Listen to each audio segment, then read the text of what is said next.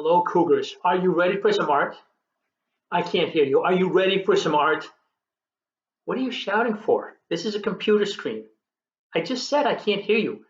You're shouting at a computer screen. Sometimes I don't know what you guys are thinking, but I do like your enthusiasm. So let's get started. Now, I've had some students send in some artwork that was done on a computer, and I tend to like things the old school way, and it's not because I'm old, okay, because I'm not. But I do some stuff on the computer, and I thought it would be kind of neat to do an assignment that combines computer art with doing it the old-fashioned way. Now, to do this assignment, you're going to need to put a grid or a graph on your drawing paper, and it's going to have to be 12 squares across by 9 squares down. A lot of drawing pads have paper that is 9 inches by 12 inches, and if it is, that's going to be really easy. All you have to do is put a dot on every inch all the way around, and you'll have 12 squares by 9 squares. Now, if you don't have a drawing pad, if you've got paper that's the size of computer paper, which is just a little bit smaller, you could always cut it to 6 inches by 4.5 inches. And then if you put a dot every half inch, your paper will be smaller, but it'll be big enough to do our drawing. Or if you want to, you can just freehand it, draw it the best you can, and have 12 squares by 9 squares. And if you want to have mom or dad or an older brother or sister help you out with the grid, that's fine too.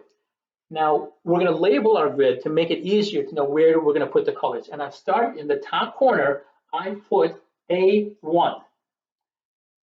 Put it right in the corner because sometimes some students would put A, B, C, D, and then they would put 1, 2, 3. The corner should be A1. Then you put B, C, D. Well, you know how the rest of it goes. I don't know why we always have to put things in the same order in the alphabet. Is it just because of that song? But anyway, that's what we're going to do. And coming down, I've got 1, 2, 3.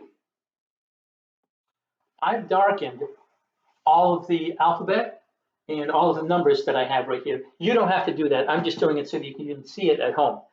And this assignment is geared more towards students who like to do puzzles, jigsaw puzzles, playing Battleship, doing connect the dots, things to that effect. And the way that it's going to work is I'm going to flash some instructions on the screen in just a minute. It's going to tell you which numbers and which boxes to color in. For example, the instructions are going to say row 1, don't color in anything.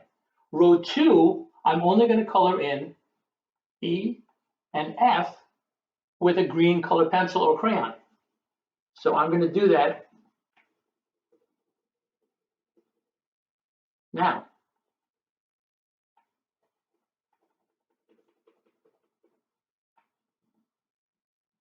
And I'm going to color as neatly as I can because I want to stay right inside that box and I want to make it nice and dark green all the way throughout.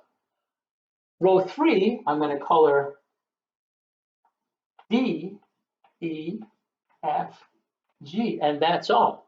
And then I'll color these in the same way that I color in the boxes in row 2. What I'm going to show you right now are the instructions for the entire picture. It's only going to be up for about 5 or 10 seconds. It's not going to be time for you to write everything down, so you'll have to press pause, write everything down, and then we'll get back together and we'll finish our picture together.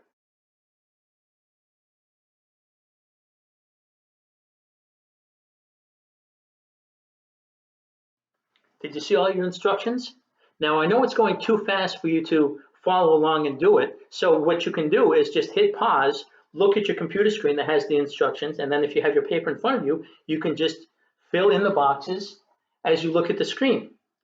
Now, if you want to solve the puzzle on your own, instead of just watching me do it, stop the computer right now, put it back on the text, and figure it out on your own. I'm going to step aside and I'm going to start coloring what my picture is going to look like according to the text that I provided. Ready?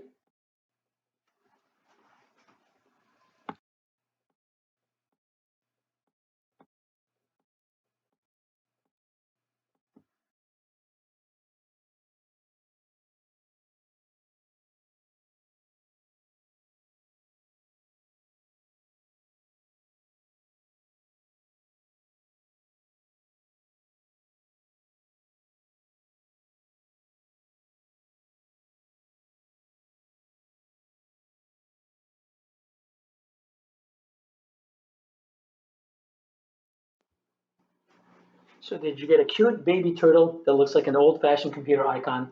If you didn't, that's okay. Doesn't mean we didn't have fun, doesn't mean we didn't learn anything, so it was worth it. In fact, I had so much fun, I think I'm going to try it one more time. And if you're game, you want to try it with me, this time we're going to turn our paper this way, which means it's going to be A through I going on top and 1 through 12 coming down. And if you want to try this picture, it's going to be a stark contrast to the last one that we did. If you're ready to test your mettle, here we go.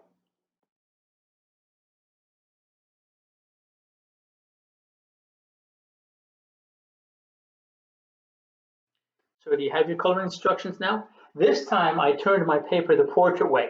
So my alphabet only goes A through I, but my numbers go 1 through 12.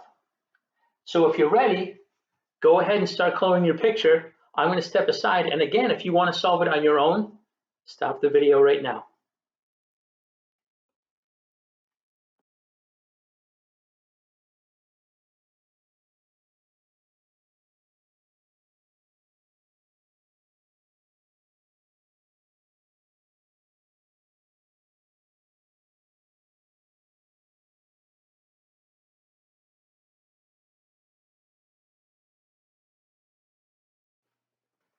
So did you get a picture of Tony Stark, also known as Iron Man?